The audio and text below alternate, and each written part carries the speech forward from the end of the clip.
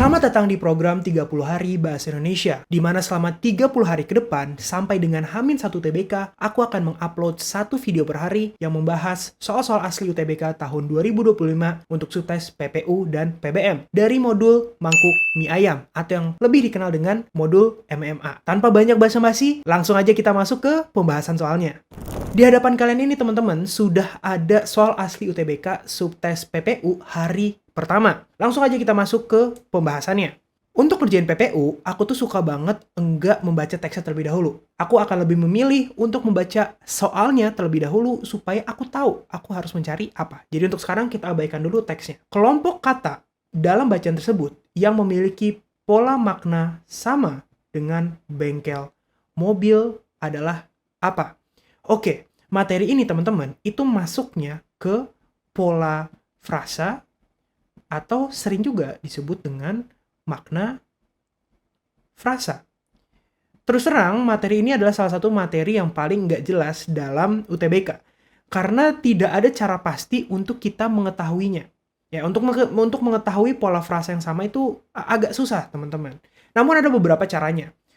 Yang pertama adalah kita menyocokkan kelas kata. Yang kedua adalah kita mencocokkan imbuhan. Dan yang ketiga adalah kita benar-benar mencocokkan maknanya. Untuk soal pertama ini teman-teman, yang harus kita lakukan adalah mencocokkan maknanya. Nah, maksudnya mencocokkan maknanya itu gimana sih Bung Nadif? Nah, kita bahas nih teman-teman. Oke, kelompok kata dalam bacaan tersebut yang memiliki pola makna sama dengan bengkel mobil adalah seperti apa? Oke, ketika kita ngomongin tentang frasa bengkel mobil nih teman-teman.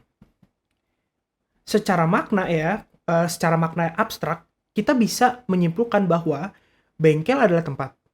Ya kan? Dia adalah tempat nih.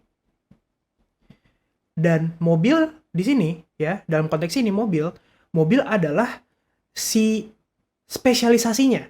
Gitu. Spesialisasi dari tempatnya. Beberapa contoh lain, misalnya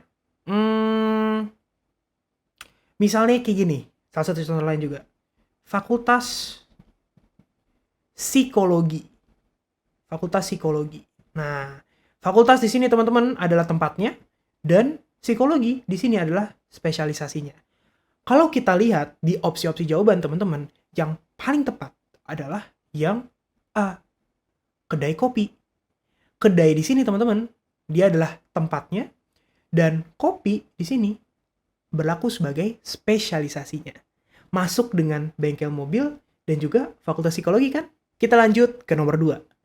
Sama seperti soal sebelumnya, aku senang sekali mengabaikan teksnya terlebih dahulu, teman-teman.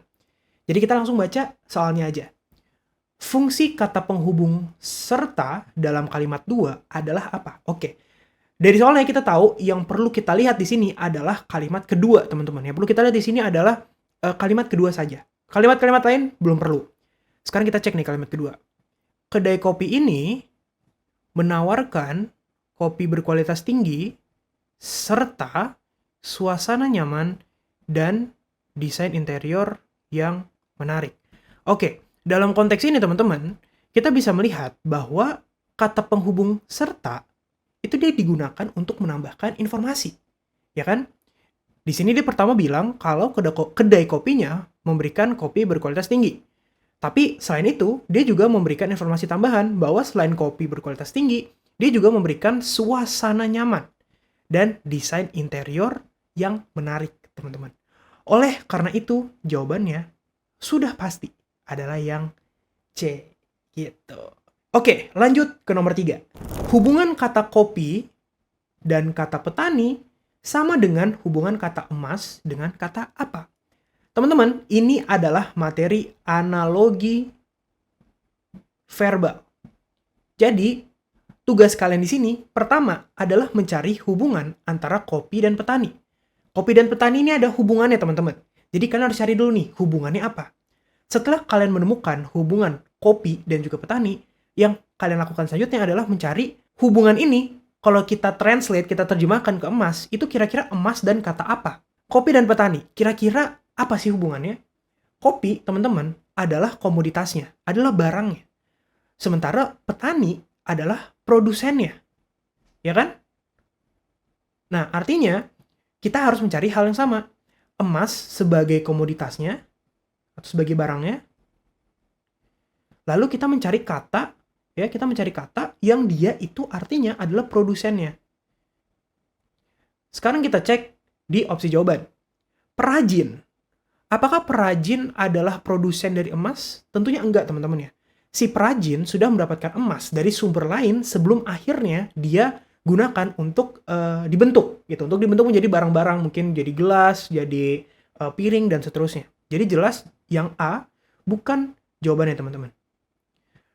Selanjutnya adalah pedagang.